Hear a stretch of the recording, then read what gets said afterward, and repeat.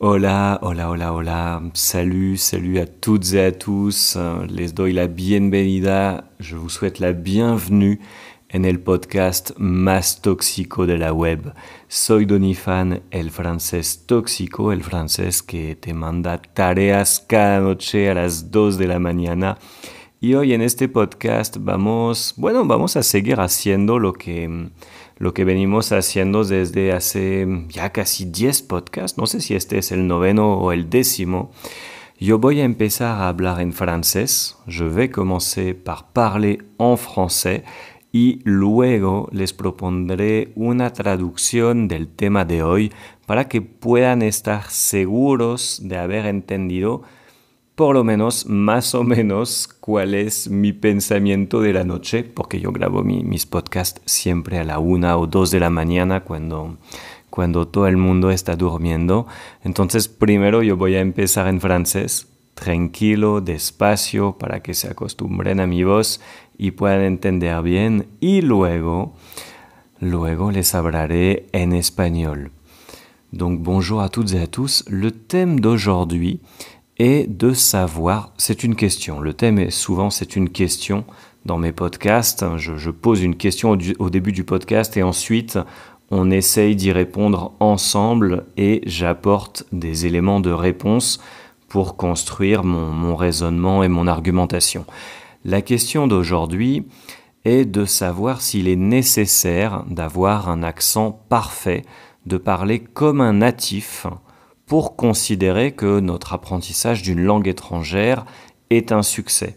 Ou aussi, bien sûr, pour être certain que les autres vont pouvoir nous comprendre si notre prononciation n'est pas la plus adéquate. Est-ce qu'il va être possible pour nous de parler avec un natif si nous ne sommes pas au même niveau de prononciation? Et d'ailleurs, autre question, ça serait de savoir si il est possible vraiment pour un apprenant, pour un étudiant, d'arriver au même niveau de prononciation d'un natif. Est-ce que moi, par exemple, Donifan, je pourrais un jour avoir une prononciation parfaite en espagnol? Est-ce que mes étudiants de francés tóxico vont pouvoir obtenir une prononciation parfaite du français? Est-ce que les étudiants d'allemand tóxico, russo tóxico, anglais tóxico vont réussir à prononcer parfaitement? Et troisième question qui est très importante, je crois, pour beaucoup d'entre vous, car je sais que beaucoup de mes étudiants veulent migrer dans un autre pays, beaucoup d'entre vous veulent partir au Canada, en France, en Suisse, en Belgique, et certains ont peur de partir vivre dans un autre pays et d'avoir un accent si fort, que les natifs pourraient éventuellement mal les recevoir. Est-ce que si j'ai un accent qui est très marqué, est-ce que si j'ai un accent qui est très fort, éventuellement, on va mal s'occuper de moi, on va mal me traiter, on va mal me regarder. Aujourd'hui, on va essayer de répondre à ces questions. Alors, j'ai une petite anecdote. Souvent, mes étudiants de francés tóxico me demandent s'il est possible d'améliorer leur air français. Quand je parle du R français, je parle de la vibration que je fais avec ma gorge quand je parle en français. Par exemple, quand je dis des mots comme bonjour, heureux, au revoir. C'est une vibration que j'aime beaucoup comparer avec le son du ronronnement d'un chat. Quand un chat est content, il fait ce bruit. Et c'est un bruit, c'est un phonème qui n'existe pas dans la langue espagnole. Quand je parle de phonèmes, je parle des sons qui existent en français, des sons qui existent en espagnol, des sons qui existent en russe, des sons qui existent en allemand. Chaque langue a une quantité définie de phonèmes que nous apprenons au cours de notre jeunesse, surtout au cours de notre enfance, pendant les premières années de notre vie. Ces phonèmes, ces sons, on est capable de les acquérir, on est capable de les assimiler. Et passé un certain âge, ça devient très très très compliqué de réussir à développer sa prononciation. Par exemple, moi, ma prononciation en espagnol ne change presque plus. J'arrive à évoluer un peu, mais c'est très difficile. Je parle maintenant espagnol depuis plus de presque 15 ans et ma prononciation en espagnol est bloquée. je pense que je n'arriverai pas à aller plus loin, je n'arriverai pas à aller au-delà du niveau que j'ai atteint. Et je pense que voilà, c'est là tout le thème de ce sujet, c'est là la clé de la compréhension de cette thématique, c'est qu'il faut bien être conscient que nous n'allons jamais avoir le même accent qu'un natif. Nous n'allons jamais avoir le même accent que, par exemple, dans mon cas, un Espagnol d'Espagne ou un Colombien de Colombie ou un Vénézuélien du Venezuela, ou je ne vais pas réussir à parler le même espagnol qu'un Chilien, le même espagnol qu'un Uruguayen, le même espagnol qu'un Panaméen, parce que de manière générale et aussi de manière totalement logique, ce sont des sons auxquels je n'ai pas été exposé quand j'étais petit. Et la grande majorité des gens n'arriveront jamais à avoir le même accent qu'un natif. Bien sûr, il y a des exceptions, bien sûr, il y a des personnes qui y arrivent, bien sûr, il y a des personnes qui travaillent très dur pour obtenir le même niveau de prononciation qu'un natif, mais on parle d'années et d'années et d'années d'entraînement acharné, et il faut peut-être aussi avoir un petit quelque chose de spécial pour réussir à avoir ce résultat. Il faut bien comprendre ce que j'expliquais tout à l'heure, que certains phonèmes n'existent pas dans les autres langues. Donc, c'est-à-dire qu'il y a des sons que je ne peux pas expliquer en espagnol, des sons du français qui ne peuvent pas se comparer avec l'espagnol. Par exemple, le R, mais aussi les accents e, c'est un son qui n'existe pas en espagnol. Et ce sera très très compliqué d'abord à entendre, d'être capable d'écouter ce son et de le différencier des autres sons, et ensuite de le reproduire. Dans tous les cas, il faut bien être conscient qu'avoir un accent est normal. C'est totalement logique, normal, et on ne peut pas vous reprocher d'avoir un accent. Moi, quand je parle en espagnol, j'ai un accent français qui est très marqué, et la grande majorité des gens du pays où j'habite, la Colombie, ne me traitent pas mal pour cette raison. Bien au contraire, ils trouvent que, beaucoup d'entre eux trouvent que c'est joli, c'est agréable, c'est différent. Et il va vous arriver la même chose si vous allez à Paris, si vous allez en France, dans n'importe quelle ville, si vous allez en Suisse, si vous allez au Québec, si vous allez au Canada de manière générale, si vous allez en Belgique, eh bien vous allez rencontrer des gens qui vont dire que votre accent est très beau. Avoir un accent espagnol en français, c'est quelque chose qui peut aussi être très, très séducteur. Donc finalement, ce que l'on pourrait penser être un défaut peut devenir éventuellement un allié au moment de se faire des amis. Ça peut devenir un atout, ça peut devenir un joker ou une carte supplémentaire pour se faire des amis et jouer un peu sur ce côté séducteur qui vient de l'étranger. C'est toujours très agréable à entendre. Et quelque chose de très important que je voulais partager avec vous, si un jour quelqu'un se moque de votre accent, peu importe. Personne n'a le droit de se moquer de votre accent, personne n'a le droit de rire de votre prononciation, personne n'est en mesure de vous dire que votre prononciation n'est pas belle, n'est pas agréable. Vous faites l'effort d'apprendre une langue étrangère et c'est quelque chose qui est vraiment... c'est une démarche qui montre une ouverture d'esprit vers le monde, une volonté de connaître d'autres cultures, et c'est quelque chose qu'il faut valoriser. Donc si un jour quelqu'un se moque de votre accent, peu importe, ne l'écoutez pas, changez d'amis, trouvez-vous d'autres amis, discutez avec d'autres collègues, mais ne vous laissez pas influencer par les personnes qui se moquent de votre accent.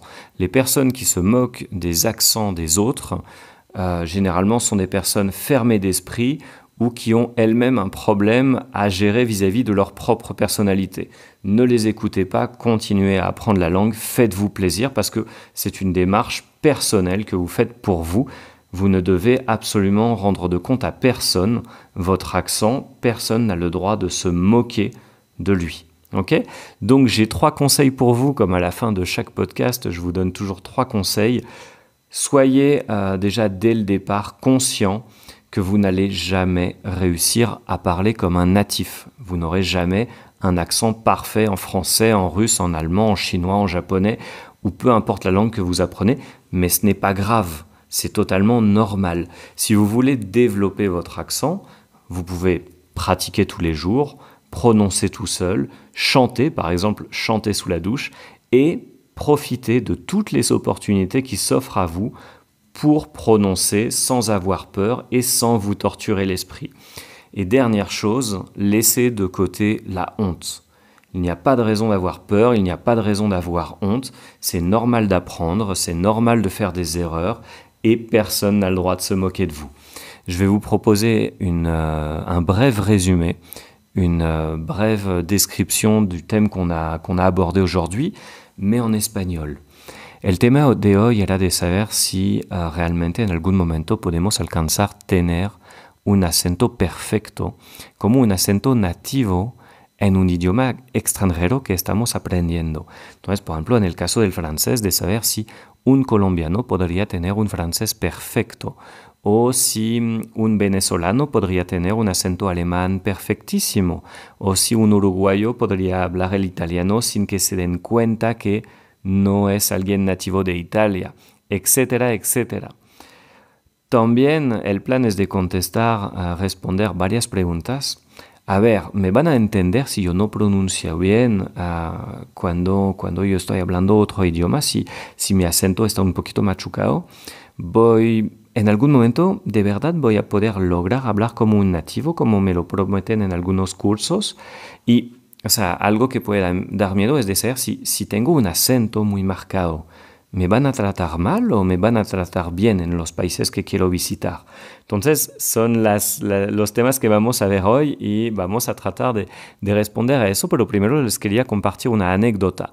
Voy por varios meses de dictar clases de francés tóxico y mis compañeros dictan alemán, ruso, inglés. Pronto vamos a abrir otros idiomas y muchas veces hay estudiantes que nos llegan a preguntar lo siguiente. Bueno, a mí me preguntan, profe, o sea, yo voy a poder pronunciar perfectamente la R francesa. La R francesa es como una vibración que viene de la garganta, como un gargarismo. Y entonces esa que podríamos comparar con el ronroneo de un gato es algo muy típico de mi idioma y no existe en español, no existe en los demás idiomas. Es lo que llamamos un fonema. Y este fonema en español no existe, igual que hay fonemas del español que no existen en francés.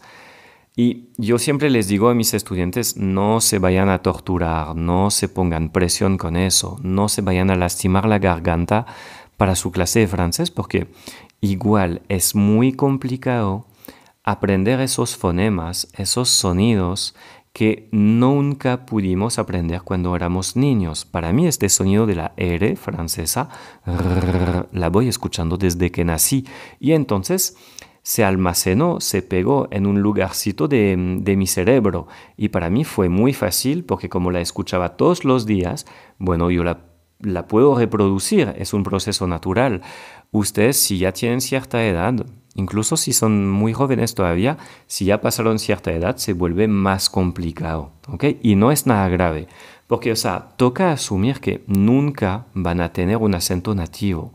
La gran mayoría de la gente no puede. Un español no puede ponerse a hablar francés como un nativo. Un colombiano no se puede poner a hablar de un día para el otro alemán como un alemán. O un venezolano no se puede poner a hablar ruso como un nativo ruso, porque son sonidos, son cosas a las cuales no fuimos expuestos cuando éramos muy jóvenes. Y entonces nos podemos acercar, podemos practicar, pero hablar como nativo, muy pocas personas lo logran. Hay algunos que sí lo logran, pero eso requiere años de práctica, mucha dedicación y eventualmente seguiremos teniendo siempre un acento marcado, pero no es nada grave, o sea, porque tener un acento es normal. Además, suena muy bonito. O sea, miren, ustedes están escuchando mi podcast, vamos por casi 15 minutos de podcast y me logran entender, logran captar las ideas que quiero transmitir y al parecer si se quedaron 15 minutos es que tampoco es una tortura escuchar este podcast. Debe haber algo que les emociona y les da ganas de seguir escuchándome a través de los episodios. Entonces, si conmigo funciona, puede funcionar con ustedes también. Tener un acento es normal, no es nada penoso, no es nada grave, no es nada de lo cual les podemos culpar. aprender un idioma, lo que ustedes están haciendo, este proceso de abrirse hacia otra cultura, de abrirse hacia el mundo y tratar de entender cómo funcionan personas de otros países, cuáles son sus modales, su forma de comunicar y su idioma, es algo que es divino, es algo que es muy valiente y nadie se puede burlar de eso. Nadie les puede hacer sentir mal si pronuncian de una forma un poquito extraña, porque ustedes son los que están haciendo un esfuerzo hacia las demás culturas. Y es gracias a las personas como ustedes que el mundo puede ser mejor, a través del entendimiento y del estudio de las demás culturas y de tratar de hacer que nos podamos comunicar. Y entonces, si se burlan de su acento, cambien de amigos y ya. Cambien de contactos, pónganse a hablar con otros colegas, con otros franceses, con otros españoles, con otros rusos, con otros ingleses, porque nadie tiene el derecho de burlarse de su acento. ¿Listo? Yo digo de forma maluca, de forma grosera, nadie les puede hacer sentir mal porque no pronuncian perfectamente. Ustedes son los que están haciendo un gran esfuerzo. Yo les tengo 3 consejos, 3 tips, como siempre al final de los podcasts de Francés Tóxico. Es primero de asumir que nunca van a hablar como un nativo. Y es normal, ¿ok? O sea, yo nunca, aunque quisiera, nunca voy a hablar como un colombiano, un venezolano, un chileno, un argentino. Nunca, jamás. Y no es grave. O sea, yo me puedo comunicar y yo voy por más de 10 años viviendo en América Latina y mi vida es súper chévere y yo la paso bacano, aunque yo no pronuncio bien la rota y la R española. ¿Listo? Segundo, traten de practicar, pero sin hacerse daño, ¿ok? Sin preocuparse tanto. Canten bajo la ducha, practiquen, leen en voz alta cuando lean sus tareas de francés tóxico o de cualquier otro lado de donde les mandaron tareas y aprovechen todas las oportunidades para pronunciar mejor sin torturarse, sin preocuparse, ¿ok? Y dejen la pena a un lado. La pena no sirve para nada. Tener miedo, tener pena de pronunciar mal, eso solamente les aleja de su meta. Más rápido dejan la pena a un lado, más rápido van a lograr avanzar y van a lograr pronunciar mejor y hablar mejor y comunicarse mejor. ¿Listo? Les tengo una preguntita. Yo quiero saber qué van a hacer para mejorar su prononciation. Qu'est-ce que vous allez faire pour améliorer votre prononciation? J'attends vos réponses en dessous de cette publication. N'hésitez pas à commenter le podcast. Je lis tous vos commentaires. Ça m'intéresse énormément de savoir ce que vous pensez de ce thème. Me interesa muchísimo saber lo que opinan de este tema. Yo voy a leer sus respuestas. ¿Qué van a hacer para mejorar su pronunciación? Y pronto nos vemos, más bien hablamos en otro podcast muy tóxico, el podcast Francés Tóxico, le podcast le plus toxique de la web. À plus, à très très bientôt.